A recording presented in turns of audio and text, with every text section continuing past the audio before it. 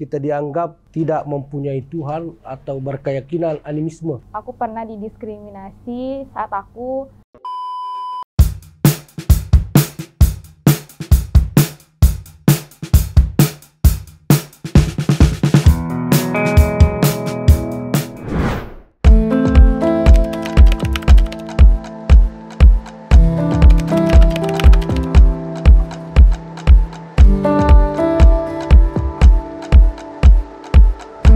kenalin, nama aku Adida. Perkenalkan, saya Etar.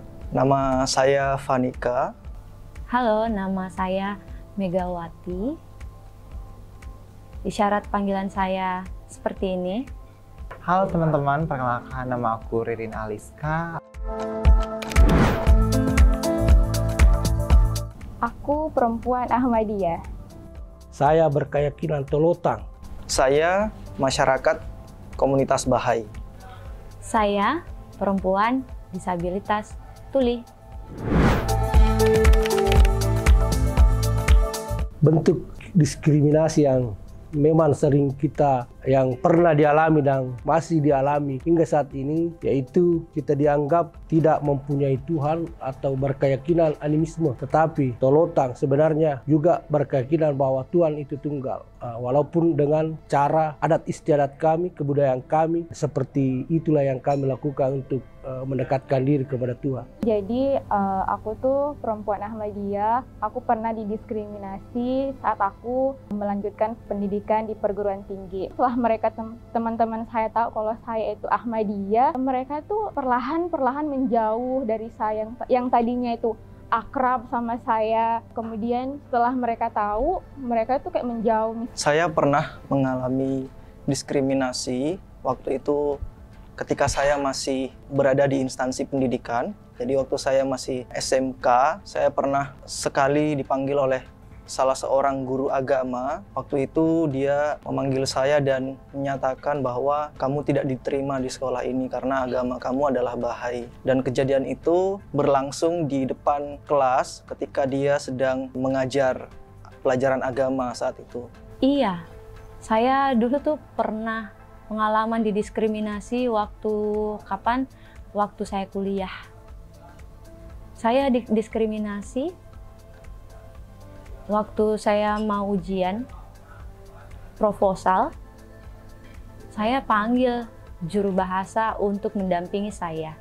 Tapi ujian saya itu online.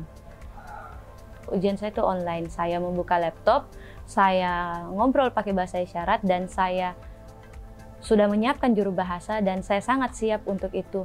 Tapi dosenku justru bilang, kamu tidak boleh ya pakai juru bahasa isyarat, kamu harus bisa sendiri menjelaskannya. Kamu harus bisa menjelaskannya sendiri. Tapi ketika saya berkomunikasi dengan dosen itu, malah saya tuh sebenarnya nggak nyambung gitu. Ada banyak kesalahpahaman. Dan akhirnya juru bahasa itu dimatikan dan saya bicara sendiri.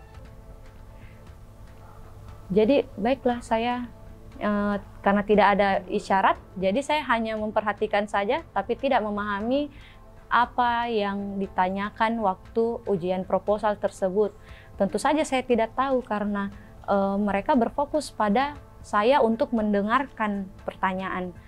Jadi saya pikir saya menunggu dulu, menunggu seperti itu, tapi sebenarnya saya tidak mengerti. Setelah